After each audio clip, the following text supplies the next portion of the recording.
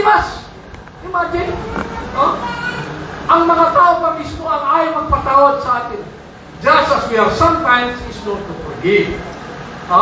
Ang mga tao po ay talaga po naman, sabi mo dyan, it is not the sickness God, but simple people. Yung mga tao talagang makasalanan, ang paminsan-minsan ayaw magpatawad. Sapagkat tayo rin ay ayaw rin magpatawad. Kaya kung meron nga nagagawang kasalanan ng ating kapwa, magpatawad po tayo. So we're going back again. 70 times 7, pagpapatawad. At yan na po natalakay natin the last time around. Now, how secure are we in God's love? Gaano ba ka-secure tayo sa pagmamahal ng Panginoon sa atin? Yes, ayaw po sa John 27:28, sabi po, my sheep hear my voice. And I know them, and they follow me. I give them eternal life, and they will never perish, and no one will snatch them out of my hand. So taas sa ating mga kapatid bilang isang born-again Christian, we have the assurance of our salvation. May assurance po tayo eh. Wala na pong makakapigil pa. Pag tayo nasa umbrella protection ng Diyos, tayo nasa kanyang palad, na wala nang sinuman makaka-snatch sa atin sa palad ng ating poong Panginoon. And they will never finish. Makakasama natin ang ating poong Panginoon in life hereafter. Pero sa ibabaw ng mundo nito, sa worldly system that we will have, patuloy lang tayo humawak sa pangako ng ating Panginoon. The third point po natin, God's constant presence in us and with us. Constant. Ano ibig sabihin ng constant? Permanente. Sa mga born-again Christian, nandun ang continuous presence of God in us. Continuous from the moment you have accepted Jesus Christ as your Lord, as your Savior, continuous ang presence niya sa atin. In us and with us, kasama natin siya. Nasa atin siya at kasama natin all the time. At sabi nga niya, I will never leave you nor forsake. Si Matthew Henry, mga kapatid, isang apologetics. Ang ibig sabihin ng apologetics, yung nagtatanggol ng ating pong Christian faith. Manunulat din po ito. Sabi niya, happy are those who have the Lord for their God. For they have a God that they cannot be robbed. Enemies may steal our goods, but not our God. Now look at that. Tingnan niyo mga kapatid. Mapalad tayo sapagkat meron tayong Diyos na nandyan, hindi bibitaw sa atin. Come what may. The moment we have accepted Him, we are in His family, walang sino man ang mga paghiwalay sa atin sa Kanya.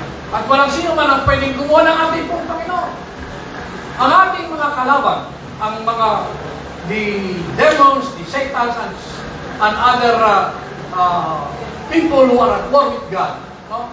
Maaaring kunin nila ang iyong sasakyan, maaaring kunin ang iyong pera, no? At naloko ka doon sa pagpindot-pindot ng iyong laptop, ng iyong cellphone, na kapag bigay ka na pala ng pera, naloko ka na pala. No? Pwede lang kunin yun. No? Pwede kunin ang mga bagay-bagay na materials na meron po tayo. Pwede lang kunin. But, they can never steal our God. They can never get our God out of us. Kailanman, hindi nila pwedeng kunin ang ating pong Panginoon sa atin. Hindi ka na. Because, sabi nga rito, God has His constant presence in us and with us. Sabi po sa Joshua, nag-offer si Joshua na encouragement. Sabi niya, the Lord your God is with you wherever you go. So again, we should support that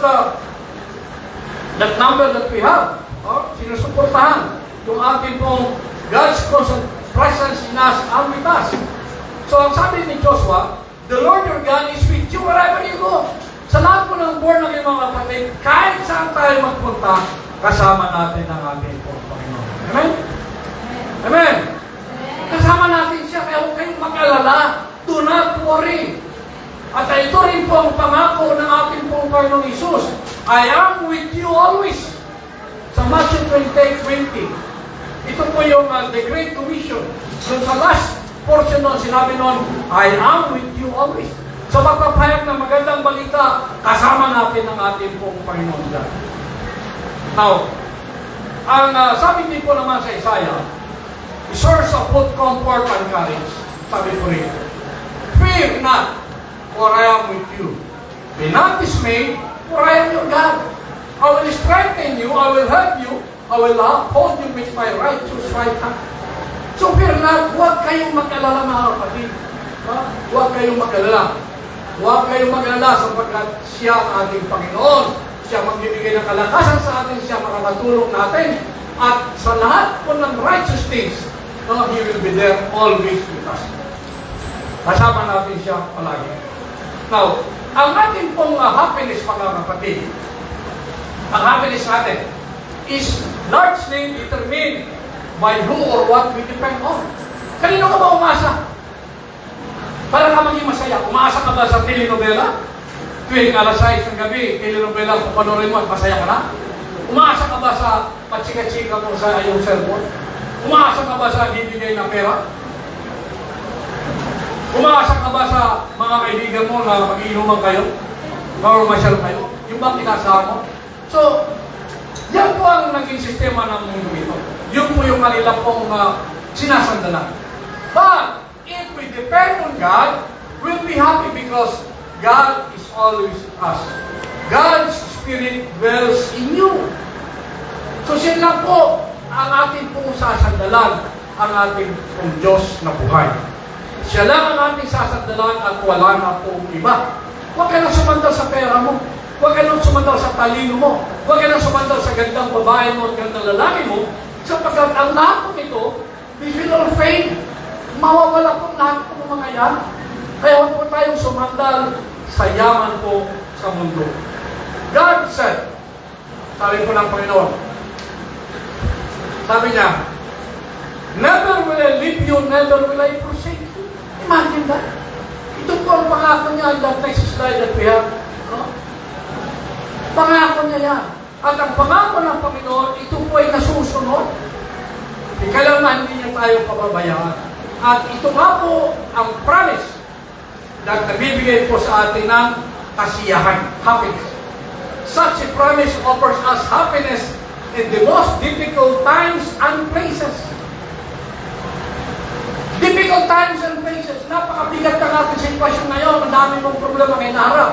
Ngunit, kailangan hindi ka iwan ng ating Panginoon. Kahit anong sitwasyon mo sa buhay sa ngayon, no? Hindi ka iwanan ng ating Panginoon. The moment we have accepted Him as our Lord and our Savior, He will be there for us. Come what may. Ano man ang dumaan at dilubyo, hindi tayo iwanan ng ating Panginoon. Pangapat, the transforming power of God's Word. So, ang salita ng Panginoon, you are talking about God's Word. Ang salita po ng Panginoon. The Bible is God's Word. This is His love letter to us. This is the instruction of God for righteous living. This is the instruction of God for us to be happy in our life. Nanilito. No? Nanilito nakasulat.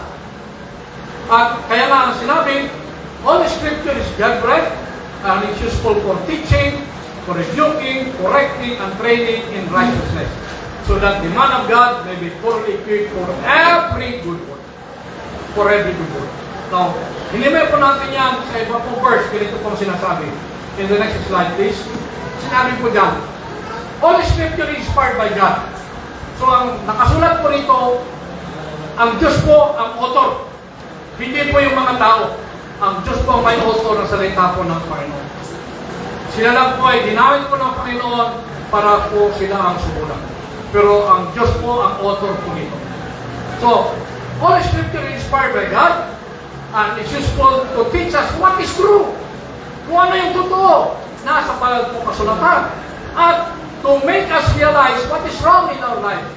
At sa ating pong pag-aaral ng banal na aklat, malalaman natin kung ano ang problema ng buhay natin. What is wrong with your life today? What is wrong? The answer could be found in this book. Ngayon, sinabi po, it corrects us. Kung ito'y nagkakamali, pag binasa po natin ang banal na aklat, nag-Bible study po tayo, nag-devotion po tayo, then, mawawasto po yung ating pong pagkakamali. Kaya nga po, palagi po tayo magbasa ng banal na aklat, sa mga cellphone po natin, meron po mga verses po dyan, kahit one verse a day, one verse a day.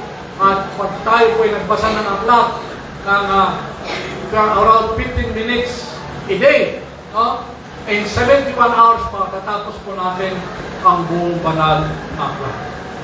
Now, God also teaches us to do what is right. Tinuturuan tayo kung ano yung tama.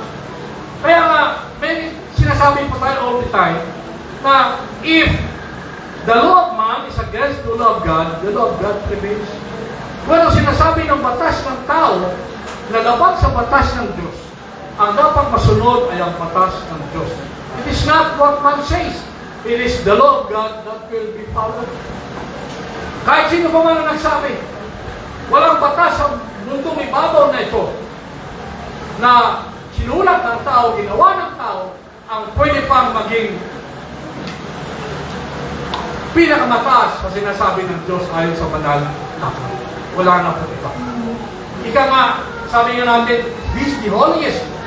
Siya na ang pinaka-superlative. Wala na iba po sa kanya lang po.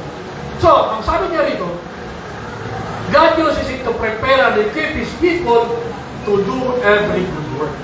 So, kung tayo mga kapatid ay nakapag-aral, natutunan natin, ang nila naman ang banal na aklat, every good work. And when we do every good work, meron tayong kasiyahan. Di ba pag tumutulong ka sa iyong kapwa, ang saya-saya natin? Tama po ba? Pag sumusunod ka sa iyong nanay, naglilinis ka ng bahay, nagsasayang ka, ang saya-saya na atin, pakiramdam. Kasi nga po, those are every good work. At we are doing that out of obedience to what God is telling us. Now, huwag po natin i-underestimate yung life-changing nature of God's inspired word. Sapagkat nandito po ang kasiyahan po natin eh. Kaya kung sabi po yan, meditating on the scripture which God uses to make us more like Christ is a powerful source of personal happiness. If we meditate on this scripture, pagpatuloy tayo nag-aaral sa salita ng Panginoon, yan po ang source of personal happiness. Wala na pong higit pang kasiyahan tayong makukuha kundi ang salita po ng ating pong Panginoon. Nangako ang Panginoon that His word will not return to me empty. So yung pong pangako niya. But will accomplish what I desire and achieve the purpose for which I sent it. So, ano itong salita po ng Panginoon, may purpose po ito. Babalik po itong salita ng Panginoon sa Kanya, at ma-accomplish po yung nais po niya. Kung anong nais ng Panginoon, siya po mangyayari. Sa ating pong panalangin, sa ating pong prayer, Thy will be done on earth as it is in heaven. Di ba nanalangin tayo? Thy will be done. So, kung anong nais ng Diyos, dito sa ibabaw ng lupa, sa itaas, ito yung Kanya pong gagawin. Thy will be done on earth as it is in heaven. What I desire and achieve, the purpose which I sent. Kaya ang masusunod dito yung nais niya, hindi yung nais ko, yung nais mo. Ang nais niyang masusunod, hindi yung nais natin. Kaya nga, huwag tayong matigas sa ulo, sundin natin ang sinasabi po ng ating pong Panginoon. Now, kung nais po natin mga kapatid na magkaroon po tayo ng kasiyahan, if we want our words to have lasting value and impact, pag magkaroon ng value at impact yung salita ng Panginoon, kailangan po na it must be touched and shaped by His words. So yung mga salitang binibitawan po natin, yung mga ginagawa po natin, it must be shaped by His words. So lahat ng ginagawa po natin mga kapatid, it must come from the Word of God. At that won't happen without a daily choice to expose in our slide our minds to Scripture. Hindi po makayari yun na makikita po natin yung lasting value and impact ng mga salita na po natin kung hindi po ito na nagdiligan ng salita po ng Panginoon. So dapat araw-araw tayo po ay nadidiligan ng salita po ng Panginoon.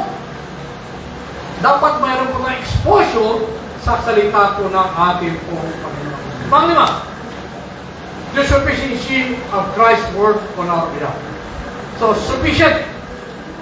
Alam po natin sa krus ng Kalbaryo, sabi po doon sa John 19:30, for when he had received the drink, Jesus said, "It is finished." With that, he bowed on his head and gave up his spirit. Ano ibig sabihin po ng it is finished, mga kapatid? Period na ba yan? Tuldok na ba yan? No, ito nga po yung nakapako sa krus. No? At sinabi niya po yan, when Jesus said, "It is finished," in our next slide, sinabi niya, "It is finished." Ginamit niya yung Greek word na keleo, which was commonly written over certificates of death once they were fully paid. Now, doon, in that Roman Empire, meron pong tinatawag na word na PE. Nakasulat po ito. Meron pong certificate of death. Pag may utang ka, nakalagay doon may utang ka na dispatch. Ngayon, pag nabayaran na po yan, no, nakalagay po dyan na fully paid. Wala ka ng utang. Ngayon, ganito po tayong lahat, mga kapatid. Ang ating pong kasalanan ay binayaran na, tinubos na. Propitiation about sin. So lahat po tayo makasalanan, tama po ba? Meron ba walang kasalanan sa atin? Lahat tayo makasalanan. So sa lahat ng kasalanan natin, ang tanging lang mga kapagpatawag sa kasalanan natin ay walang iba kundi ang ating pong Panginoon. All authority was given to him already. All authority. So siya nagpapatawad, siya yung ating judge. So pinatawad na tayo sa ating mga kasalanan. By His death on the cross, by the shedding of the blood on the cross, nagkaroon nga po ng propitiation of our sins. Binayaran na ang ating pong mga kasalanan. Kaya wala na po tayong utang. Wala na, fully paid na. At ang kasalanan natin, inako ni Jesus at ang kabanalan niya, at siya namang binigay sa atin. Kaya nga, it means nothing more is owed. There is no more debt to be repaid. Wala na pong utang na dapat pangbayaran sapagkat binayaran na ni Jesus. Pero nung binayaran niya itong mga kapatid, no? Hindi po 99% lang at yung 1% ikaw magbabayad. Para ka maligtas, gagawa ka ng mabuti. Para ka maligtas. Wrong. Kaya nga doon sa Ephesians chapter 29, "For it is by grace through faith that you are saved and not of your own works." And that is why 100% binayaran na po yung ating pong kasalanan. Kaya lang po yung sinasabi ng iba dyan ng mga reliyon na nagsasabi na gumawa ka ng ganito para ka maligtas. That is no. Kung gagawa ka man ng bagay-bagay, iyan ay bunga ng iyong pananampalataya. Pero walang connection yan sa iyong kaligtasan. Wala ka ng karapatan dagdagan pa ang mga sa mga gawa mo para ka maligtas. Sapagkat lahat ay binayaran ng Jesus. 100% na. Kaya masabi dyan, He took it all on. He took it all. Lahat ay binayaran niya na, mga kapatid. Kaya huwag ka nang mag-isip naman. Ganun pa man. Kung tayo nga po ay alam natin na binayaran na ni Jesus yung ating kasalanan, huwag ka nang bumalik pa sa mga kasalanan mo. Kasi kung babalik ka pa sa kasalanan mo, ang ibig sabihin ng tanong doon, ikaw pa talaga yung naligtas. Yes, once in a while, nagkakamali tayo, nagkakasala tayo. Yes, pero ang Panginoon will continuously convict us at tayo babalik po sa Kanya. Yan po ang nais ng Panginoon sa atin. At nangako ang ating pong Panginoon. No? Nangako ang Panginoon na pag tayo nagpatuloy na kumapit sa Kanya, sabi niya rito, no? God's divine power has granted to us all things that pertain to life and godliness. At ganoon din po sa Ephesians, we are also told that God has blessed us in Christ with every spiritual blessing in the heavenly places. Ang sabi po ng mga kapatid, we are partakers of the divine nature to keep us from sin and help us to live with Him. Partakers po tayo of the divine nature. Kasi nga, we are already member of God's family. Pamilya ka na ng Diyos the moment you accept Him as your Lord and as your Savior. There's an inheritance that is waiting for us. When we are born again, God empowered us with goodness. Pag tayo po na born again, mga kapatid, that happiness in us, masaya po tayo. Hindi po mapapayaran yung kasiyahan po natin. No? And then, yung spiritual blessing na sinasabi dyan, Yan po ay tungkol sa all the good things God give us. Lahat po ng binibigay ng biyaya sa atin ng Panginoon, those are spiritual blessings. Kasama po dyan ang salvation at kasama na po dyan ang gifts of the Spirit. So all of those things are spiritual blessings and the heavenly places. Yan nga po ang ating pong Panginoon. Now, we can rejoice. Tayo po yung dapat masiyahan, knowing that Christ has already provided all we need for salvation and eternal happiness.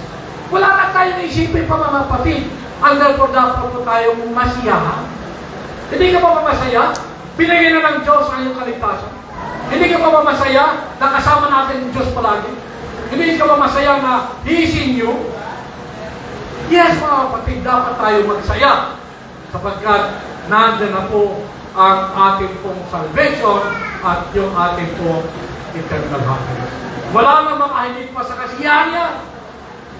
Wala kasiyahan sa mundong ito, makahigit pa sa kasiyahan binibigay sa atin ng ating Diyos. At pangalan, the providence of God and His sovereign purpose in our life. Ano ba ang purpose ng Diyos sa atin? Nilalang tayo ng Diyos to glorify Him, to fellowship with Him. Masaya siya na tayo kanyang pong nilalang. At masaya siya if we continuously glorify and give glory to God. Masaya siya. At masaya tayo sapagkat tayo nga po ay nilalang ng Diyos. At hindi pa tayo maging masaya? We were created by God in His own image. Eh kung nilalang ka ng Diyos, kamukha ka ng unggoy. Ano kayo masasabi mo? Kung nilalang ka ng Diyos, kamukha ka ng aso dyan. Diba? Mga kapatid, magsaya tayo. Sapagkat we were created in the image of God. At nga lang dapat maging masaya na tayo. Hindi lang kasi nakikita natin yan. Iba kasi ang nakikita natin. We are clouded by the temptations of evil. So, God is in control of us. Everything of our lives, God is in control. Wala na mga kakontrol siya lang. If you allow Satan to control you, that's another story. But God is a loving God. Nilalang niya tayo for Him, not to serve Satan. Para lang tayo sa Kanya. Kaya nga po siya nasiyahan sa paglalang sa atin. At the same time, dapat tayo maging masiyante sapagkat tayo ay nilalang ng Diyos in His own image.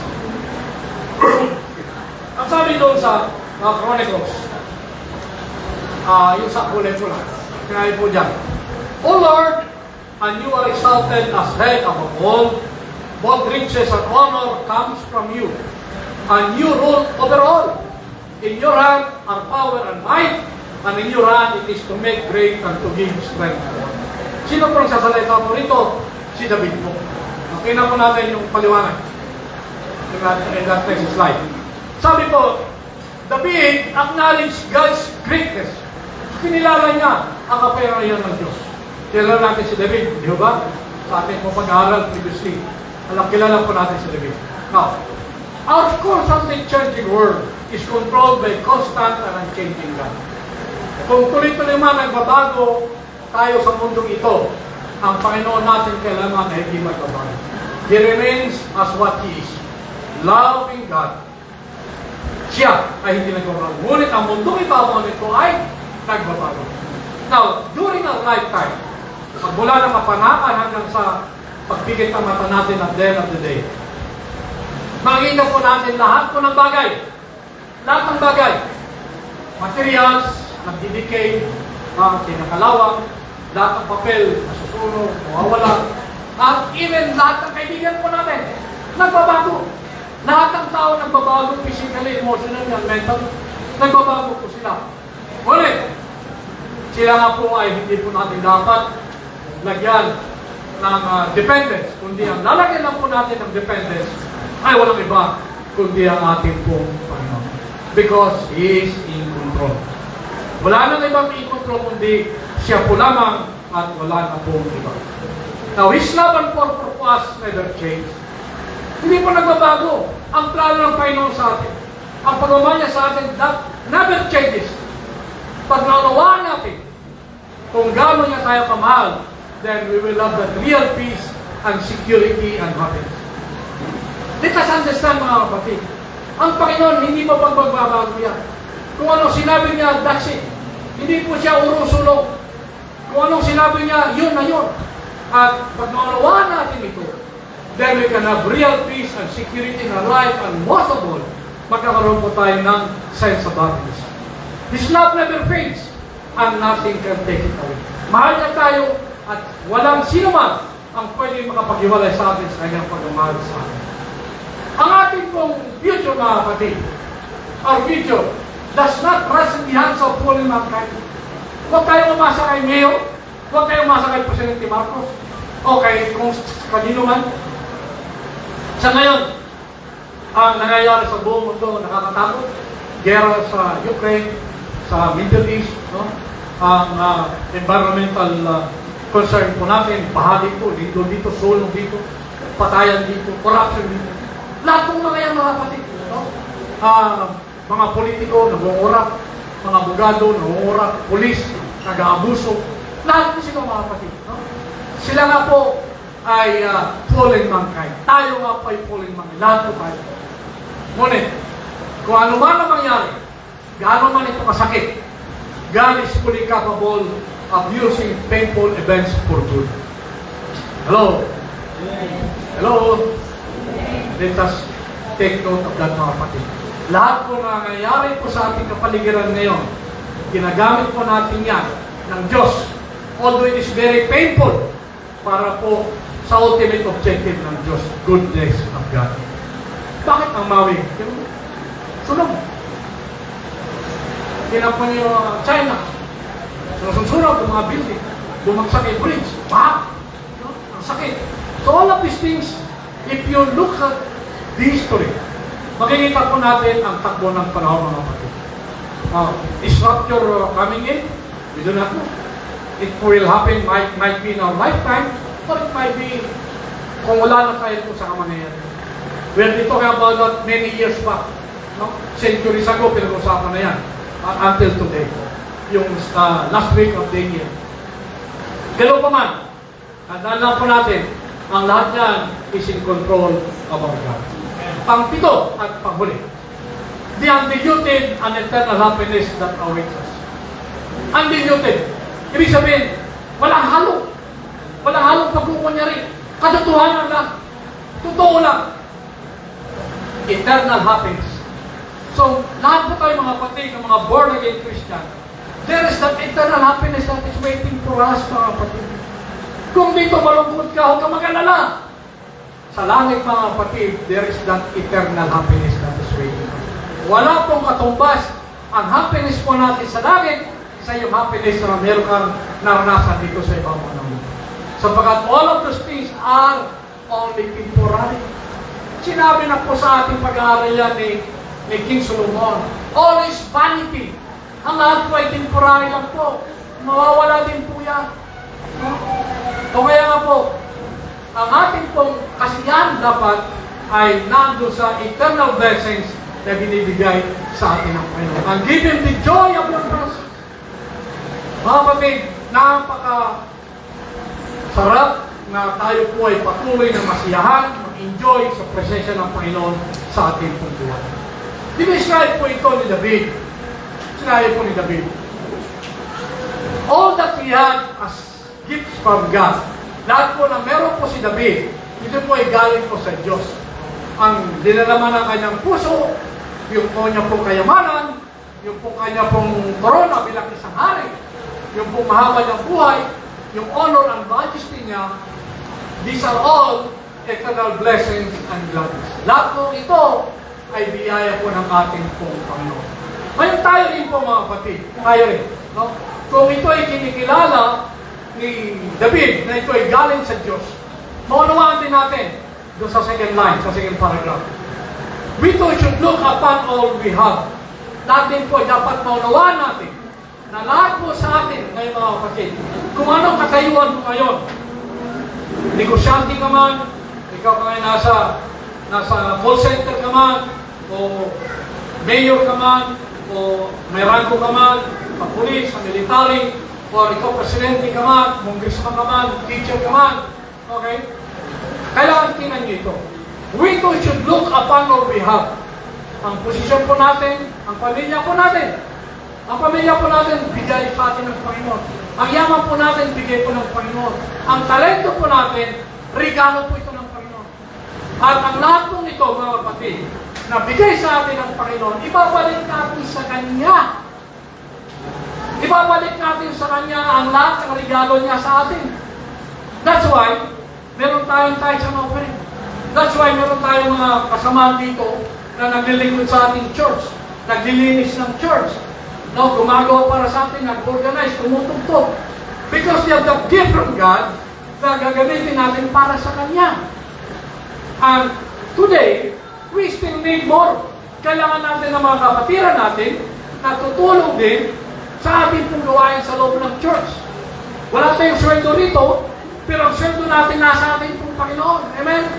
That will come in eternal life. That's why, huwag kayong maging madamot sa mga biyayang tinanggap sa atin ng Panginoon na ipabalik natin sa Kanya.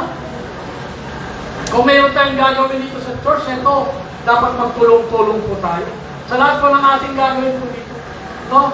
Kahit na unti mong paghugas ng plato, kahit na unti mong pag-ipon dyan ng mga baso-baso, mga pagkapon ng basura dyan, paglinis, dapat po nagtutulong-tulong tayo. Sapagkat, binigyan tayo ng biyaya ng Panginoon at gagamitin natin yan para sa Kanya. And only then, we will use them to give glory back to Him. We're giving glory back to God by what He has given to us. Babalik po natin sa Kanya. Kaya, the more na tayo po ay nagkakaisa, nagtutulong-tulong, then we will experience that happiness. Yung kasiyahan ba natin ang tutulong-tulong tayo para sa kalukuran ng Diyos? Yung happiness yan po ay wala pong katumbas. At ganoon din po ang sinabi sa Isaiah 51:11, no? Now we return, binabalik po natin with gladness, joy, and sorrow and sin shall flee away. Yung sorrow, pag ito po ginawa po natin, bigay po natin sa Panginoon, ang kalungkutan po ay maaalis. Napapalitan po ng kasiyahan. Kasiyahan po ang maging kapalitan. Of course, alam po natin ang pagmamahal ng Panginoon sa atin. In John 3:16, no need to explain more about this. Mahal tayo ng Diyos.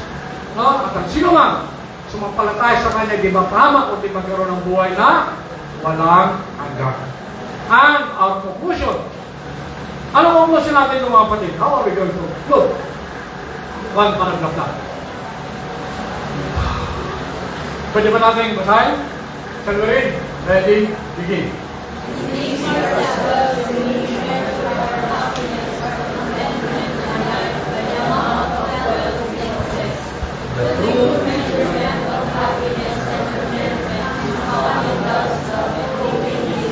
Yes. True happiness is found in God's love and doing His will. So there is, naalala niyo yung kanta kanina? Trust and obey, di ba? You trust God and you obey. And out of trusting God, there is happiness already. Now, tayo maging po ay ganito rin po mga kapatid. No?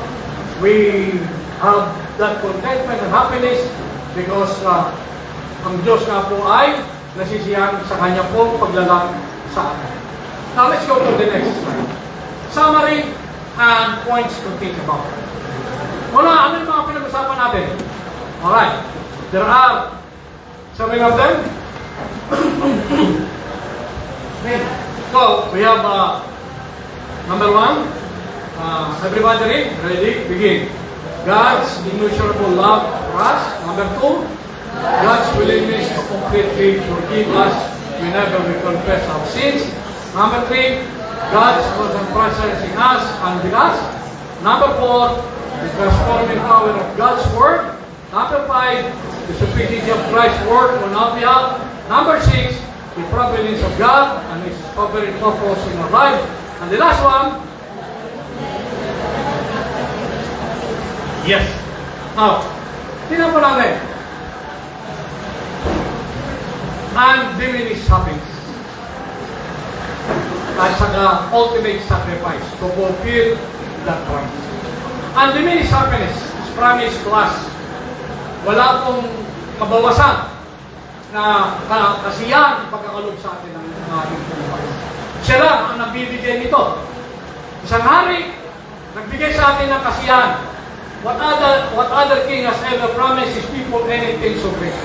Magbigay po kayo ng ibang mga kaharian na nagbigay ng undiminished happiness. In the history that we have, walang sino mang hari ang nagbigay po nito. Undiminished happiness. Ibig sabihin, wala pong sukat na kasiyahan para sa lahat po ng kanya po nasasakupan. At what other king has undergone for his subjects, ito nga po yung ultimate sacrifice na ginawa po ng ating pong Panginoon sa krus sa Kalbaryo to fulfill that promise. Imagine may pangako ang Panginoon sa atin na undiminished happiness. Pangako niya. And how is He going to fulfill that? Paano niya mapupulfill yung eternal happiness para sa atin? Ang kanya pong katuparan sa kanyang pangako ay walang iba kundi yung kanyang ultimate sacrifice to fulfill that promise. Sa krus ng Kalbaryo by His death on the cross. Para lang tayo magkaroon ng tunay na kasiyahan. Wala na po iba. Siya lang ang hari na kagawa po nito. Wala mang sino mang presidente o hari ng sinuuna pa until today ang nakagawa nito sa ating pong Panginoong Islam at wala na pong iba. Amen? And as we close, basahin po natin ang isa pong simpleng panalangin. Let us make this as our prayers. Alright? Shall we read all of us all together? Ready? Begin. Holy and awesome God, You alone are worthy of time and attention. Thank You for the life-giving happiness, security gift of Your word. Help us realize what a treasure it is.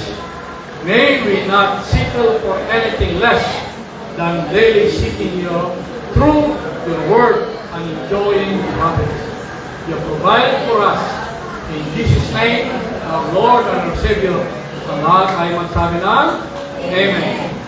Bigay po natin lahat ng kapurihan, all the praise, all the glory, in Jesus' mighty name, our Lord and our Savior. Isa pong muling pagtak para sa ating pong Panginoon.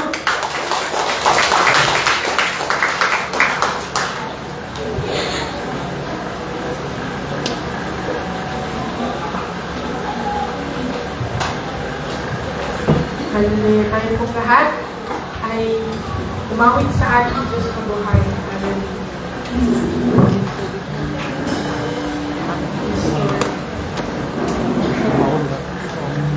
Panginoon ay malapit sa iyo. Panginoon, gusto namin magpasalamat sa iyo at sa inyong walang sawang pag-ibig sa amin, Panginoon. Panginoon, nais namin ibalik ito sa iyo, Panginoon, sa pamamagitan ng pagpupuri.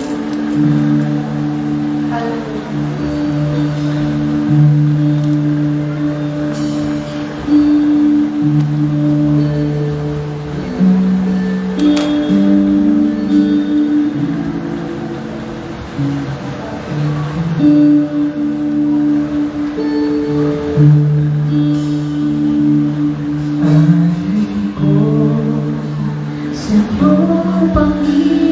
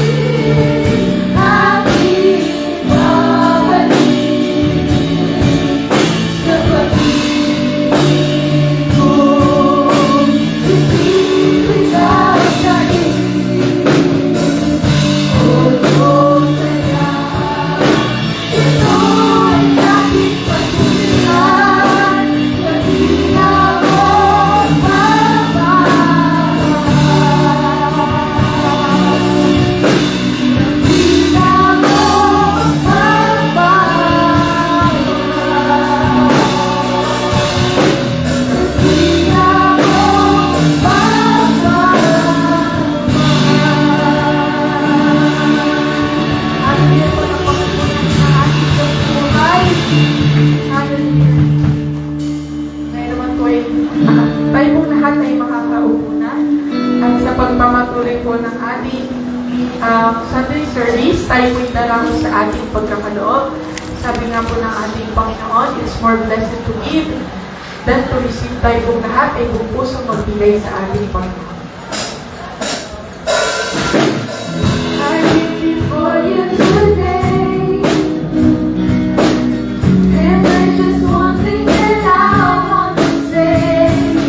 Thank you, Lord.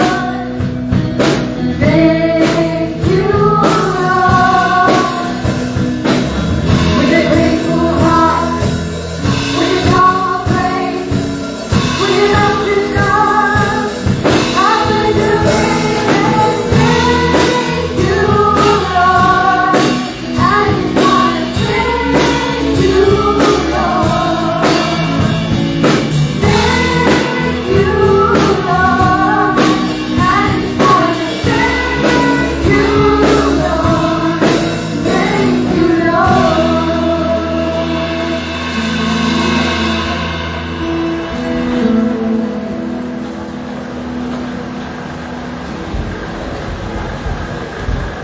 Tuloy po tayong lumapit sa ating Panginoon. Magpasalamat. Kailan Diyos ang aming mga nasilabi. Mas sa lahat, mas sa bago ng lahat, Panginoon. Salamat, Panginoon, sa magandang umaga, na pinagkaloob, Panginoon, sa bawat pamilya ko. Tunay nga po, Panginoon. Iisa ka. Wala kang katulad. Sa biyaya, pag-asa, kanulatian. Maraming salamat. Dahil sa araw-araw, Lord God, ang nararanasan sa buhay niyo, pagpapala ko kami. Pagbibigay sa amin, Lord, ng aming kong mga Panginoon. Kasi ito nagbulag kami. At nawa, O Lord, nilalapit namin sa ito, Panginoon. Ang mga anak, tunay na magtatapat sa kanilang tayo sa offering, O Lord. Ito'y binigay mo sa kanila sa amin, O Lord. Kaya ito'y aming babalik ng mga sa iyo. At umaasa kami, Panginoon, na muli po, Panginoon, kasi biglig mo ang ako, Panginoon. Walang pintuan at bintana na sa lahan para sa biyaya. Lord, salamat dahil napakatuloy sa amin. Araw-araw po, Lord, kasama ka namin, pinabantayan kami, inaalagaan ang mga anak namin, Panginoon. Nagtatrabaho mo, Lord God, sinasamahan mo silang sa anak. Iniingatan mo sila. Iyahatid mo, Panginoon. Kami sa trabaho, kami sa aming lahat. Salamat, Panginoon, dahil wala ka talaga po, Panginoon. Iisa ka sa puso namin. Kaya ang pagkat mo, Lord God, sa ito namin pinag-alin. Kaya nawa, Lord God, blessings, Panginoon, sa mga work, sa business mo, Lord God, all the best, Lord God, dalhin mo dito sa Pilipinas, Lord God. Upang ang lahat ng iyong mga anak ay maging masagana pa. Dahil ito ang pangako mo. Hindi mo kami iwan, hindi mo kami pababayaan. Lord, salamat. Salamat, salamat. And magaling ito, Panginoon, sa lahat ng kailangan ng iglesia, sa plano, sa mga kailangan ng aming mga kapatiran, sa mga kasakitan o organ ng aming pagtitulungan. Maraming salamat po ay lahat ng puri ay lahat ng pagsamba sa pangalan ng Jesus.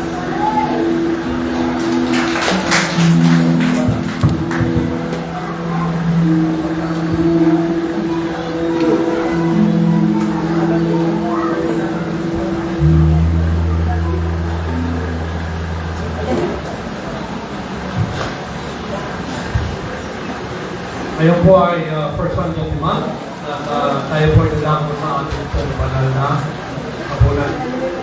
And again, bago po tayo lumako sa banal na hapunan, ay nararapat lamang na balikan po natin ang tinutukoy po tungkol dito sa banal na hapunan. Ang banal na hapunan, tinatawag din hapag ng Panginoon o banal ng Komunyon ay pagpipirasyon ng tinapay at sa kasena at iba pa. Ito po yung karamihan binigyan ng pangalan. Ito ay isang makasaysayang pagsunod sa pinag-utos ng Diyos na ating alalahanin magpakailanman. So, ito po ay pag-alala sa utos ng ating pong Panginoon sa kanyang pong ginawa tungkol sa krus ng Kalbaryo. Ito ay isang kaintim na pagsasadula sa mayamang biyaya ng kaligtasan na naranasan ng mga Kristiyano sa pamagitan ng kamatayan na Hesus Kristo. Ang krus na siyang simbolo ng mapagbigay na pag-ibig ng Diyos ay sentro sa gawain ito. Ayon sa Korinto, maliwanag na binibigyan kahulugan nito ang mapagmahal at makapangyarihang kamatayan ni Hesus at ang kanyang malulhating pagbabalik. Ang banal na hapunan po ay ginagawa tuwing unang araw ng linggo. Unang linggo ng buwan na pagkatapos ng mensahe ng ating pong pastor. At wala namang itinakdang araw ang Biblia upang ito ay daos. Subalit, sa ating po ng alisnan, we do it every first Sunday of the month. At kahit ano pa man, ang seremonya ito ay hindi dapat maging sanhi ng pagkabaga-bahagi sa katawan ni Kristo. Salit, dapat pa nitong palakasin ang ating hangarin na magkaisa sapagkat sinasalamin din ito ang bagong tipan ng ating pakikipag-isa sa Diyos at sa kapatiran sa pamamagitan ng katawan at dugo ng ating pong Panginoong Hesus. Ang hapag ng Panginoon ay isang taimtim na pagpapahayag. Ang kamatayan ng Panginoon hanggang sa dumating siya. Isang pag-alala sa gandang loob ng Diyos sa pamamagitan ng kanyang mabiyayang pagpapatawad sa ating mga kasalanan. Ito ay hindi lamang isang ritual na ginagawa ng Iglesia, kundi ito ay isang pagsunod sa utos ng Kristo na ating pong Panginoon. Hindi nito napapatawad ang ating mga kasalanan. Subalit, sinasalamin nito ang bagong tipan ng pakikipag-ugnayan natin sa Diyos sa pamamagitan ng kamatayan ni Hesus sa krus ng Kalbaryo. Pero isang mahalagang pagpapakita ng ating pakikipag-isa sa katawan ni Kristo, ang Iglesia. Ang babala ni Apostol Pablo ay nagsisilbing paalala sa atin ang hapag ng Panginoon ay isang gawaing pinag-iisa, hindi pinagbabahagi ang mga manampalataya kay Kristo. Maring pinaalala ni Apostol Pablo na ang hapag ng Panginoon ay isang banal na gawain at dapat igalang. Ang pagkikibahagi rito ng hindi narapat ay magbubuha ng hindi maganda. Ang hindi narapat sa pagtanggap pag-inom ng mga elemento ng isang kasalanan sa katawan at tugo ng ating pong Panginoon Hesus. Dahil dito, pinakailangan salisigin natin mabuti ang ating mga sarili upang makatiyak ng buong kamalayan na ito'y karapat-dapat na sumalo sa banal na hapag ng ating pong Panginoon. Paalala lang po sa mga hindi po nagbibilagan ay hiniling po namin na kayo nga po ay kailangan ilalim muna ng isa pong pag-aaral at kayo nga po ay mapapinagan. So, para lang po ito sa mga kapatiran po natin yung binigyan. And we will encourage yung mga kapatid po natin na hindi po nabibinyagan na magpabinyan. But that will not stop you from coming to the church. Ito lang po sinasabi po ng ating pong instruction na nagaling po sa banal na kasulatan. So inilit ko po na tayo po ay sandaling manahimik at ating pong saliksikin ng ating pong mga sarili.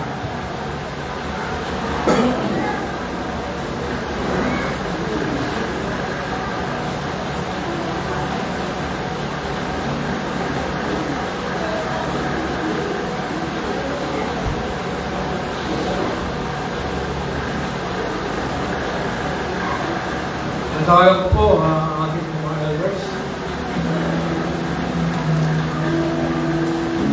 Kaya, Lian, sana si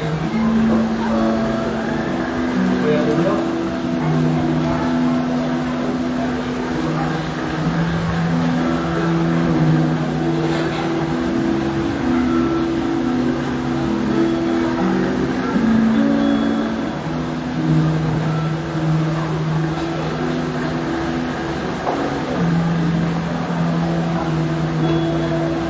Tayo manalangin. Salamat po sa kailan Diyos sa iyong mga ginawa doon sa krus ng Kalbaryo at dahilan yun para kami ay magkaroon ng kaligtasan kapag kami ay tunay na tumanggap sa iyo. Nawa Panginoon, tuloy namin alalahanin ito ang gawain ito na bahagi ng iyong katawan sa kailan Diyos. Maalala namin ang aming kasalanan na walang kapatawaran, pero nagkaroon ng kapatawaran dahil sa iyong kamatayan at pagkabuhay na maguli. Nawa namin ang Diyos, ito ay aming pinasasalamatan sa iyong anak sa pangalan ni Jesus. Amen.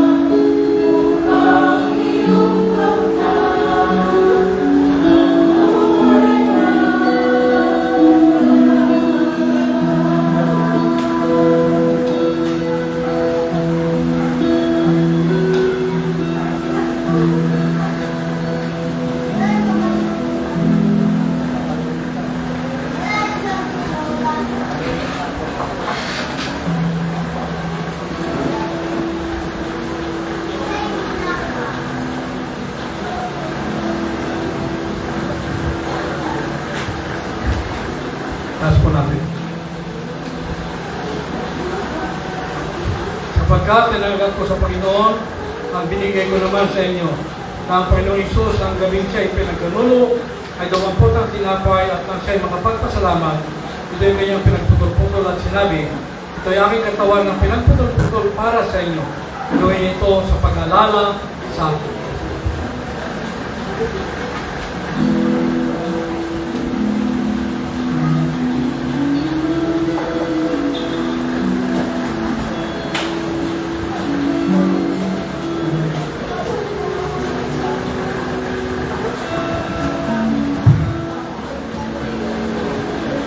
Panginoon Diyos, Ama ng Banal, kami pa na patuloy na tumulog at tumalapit, Panginoon, sa iyong mga presensya sa umaga ito. Salamat, Panginoon, sa mga salita mo, Panginoon, na aming napakinggan sa mga Panginoon, sana, Panginoon, yung mga salita mo, Panginoon, na napakita sa aming buhay, Panginoon. Lord, sa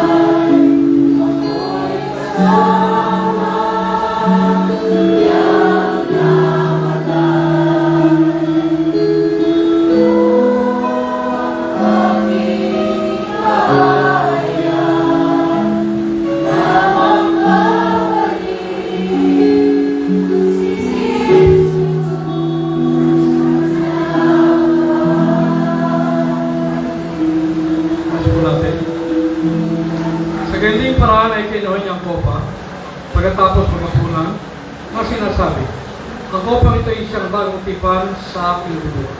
Gawin niyo ito tuwing kayo inom ito sa pag-alala sa akin. Sapagkat sa tuwing kainin ninyo ang tinapay na ito at inuman ng ang kopa, pinapayag ninyo ang kamatayan ng Panginoon hanggang sa dumating siya. Nagabi po natin lahat ang simbolo ng dugo ng ating pong Panginoon.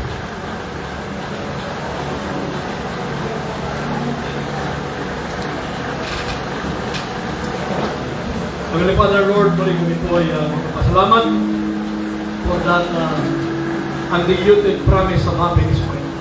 Salamat po, Panginoon. At ito, Panginoon, ay naganap sa cross ng Calvary by your ultimate sacrifice. Salamat po, Panginoon. Our prayers in Jesus' name. Amen.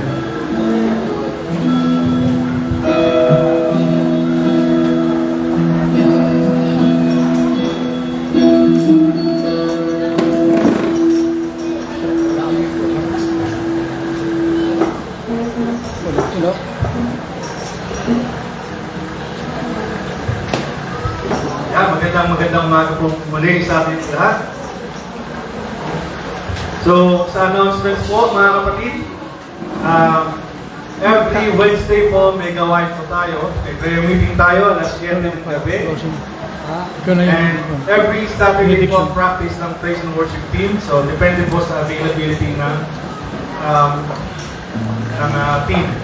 And then every Sunday, 9:15 to 9:45, meron po tayong divided Bible modules. And 10 a.m. po ang ating Sunday service. So, meron din po tayong Facebook page na ginawa ni kapatid na Red.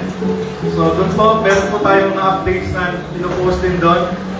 At meron po tayong mga announcements din na nandun. So, meron po ba tayong mga yan. Meron po tayong mga bisita. So, una-una po si Nobili Halinaya.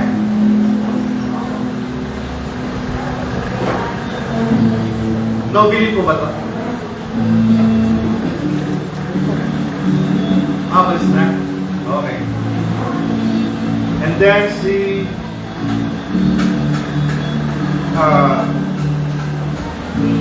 Dwayne Nathaniel. Pwede pong makita. And then si kapatid na Cecil Melissa. And then si Mark Flory. Ayun ka po. So yun sila po ang ating mga bisita.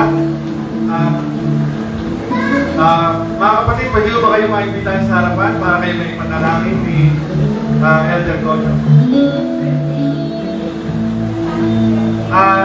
Habang nandito po sila, atin din pong mention yung mga birthday celebrants natin. Si Aileen Rosero po noong September 2. And today, si kapatid na Virginia Adicona. Then 7, si Princess Lara. 11, si Art Gabriel Rual. And then September 12, John Paul Ola. 16, si Matt. 22, si Rainier. 24, si Ashley. 28, si Kaela Eunice. And sa 30, si Camille Rosero. So,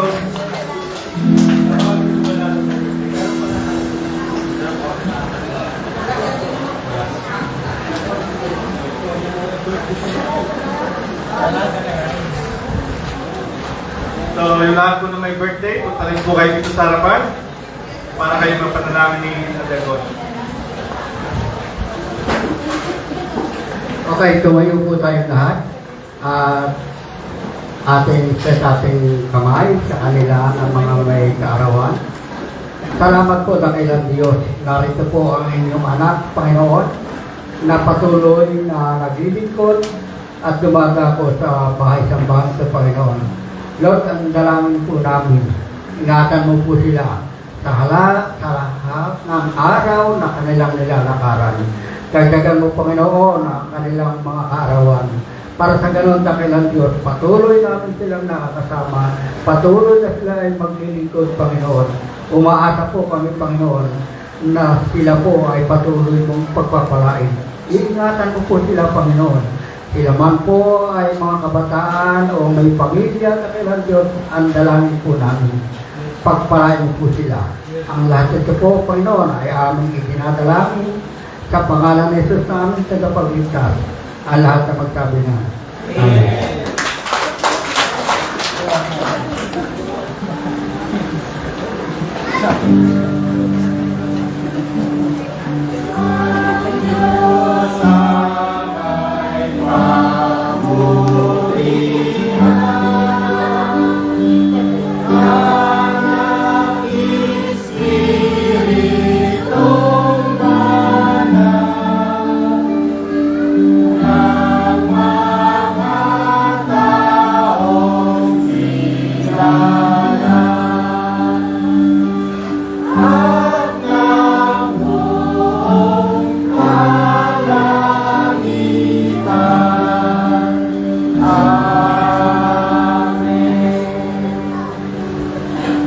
Salamat po, Panginoon, sa aming patuloy na pagsamba sa iyo.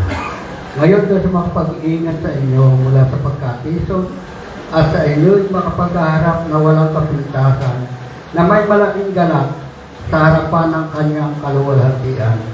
Sa isang Diyos na ating tagapagligtas, sa pamagitan ni Jesucristo na ating Panginoon, ay sumakanya nawa ang kaluwalhatian, ang karangalan, ang paghahari at ang kapangyarihan sa kauna-unahang panahon at ngayon at magpakailanman.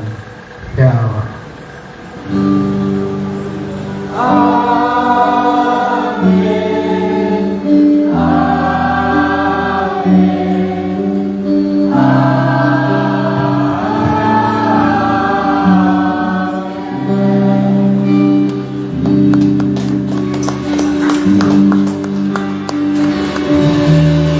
Lord, hallelujah. Muli po mga kapatid, kayo po lahat ay umawit at magpuri sa ating Diyos sa buhay. Hallelujah!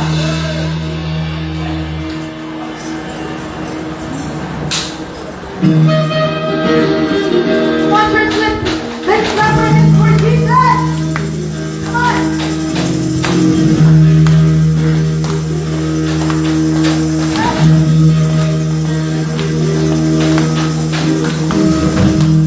Every child will be